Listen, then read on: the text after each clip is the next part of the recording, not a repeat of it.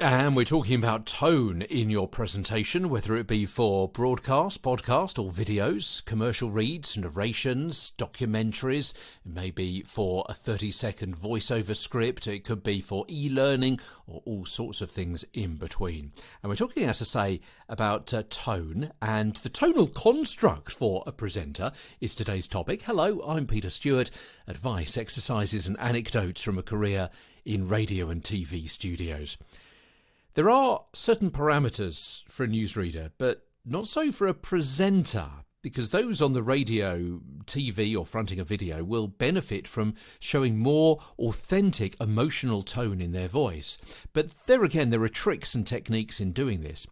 So first, don't forget what the emotion is that you want to convey to your audience.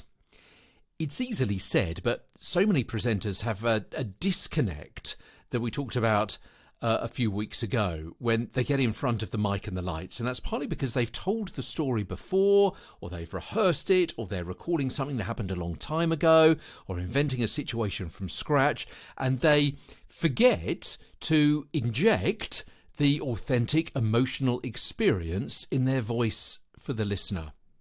Think about what you're saying and the listener's likely reaction to it, just as you would if you were speaking with a friend who was right in front of you. Understand the need to exaggerate your natural emotions. Actors are taught that if they acted totally naturally when they perform to an audience, some intensity is lost. The emotions seem flat.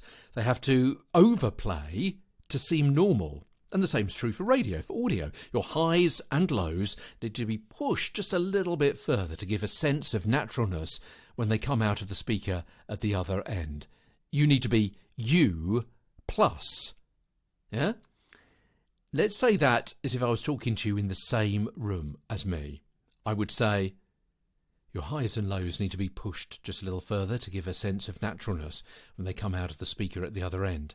That's how you probably speak to someone conversationally if they're in the same room as you. Yeah, mate, can you do this for me? Is that all right? Yeah, okay. Can you get the phone? What do you want for your tea? Oh, someone at the door. Did you get that package?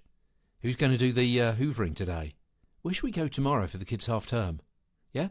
You got a flatter voice, and that sounds dull and uninteresting when it comes over to you, doesn't it? The other end of the speaker, of your earphones, of your earbuds, or whatever it happens to be. And I could do the whole podcast like this. I can do this voice. That's absolutely fine. But it's not actually very engaging, is it? It's quite dull. It's quite boring. It's quite monotonous. It's conversational, but you need to inject a little bit, as I'm starting to do now, a little bit more personality in. So you've got a few more highs and a few more lows. You're extending the range a little bit in all of the things that we're talking about so far, and we'll go on to talk about pace, your projection, pausing, your intonation, your tonal qualities, your pitch. All of these have to be extended just a little bit, as I'm now beginning to do, so when it comes out of the speaker at the other end, it's much more engaging. Your audience has to feel as though they know you before they can begin bonding with you, and that means that you have to show a variety of real emotions. And note, I said real emotions.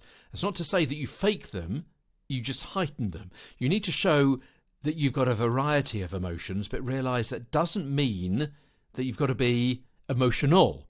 And if you try and fake your tone, I'm so pleased to be back and share my ideas and help you, it's likely to be heard at 100 paces. Acting is, after all, only an act. And a fake façade foretells failure. I'm Peter Stewart. Back tomorrow with more as Get a Better Broadcast, Podcast and Video Voice continues from London.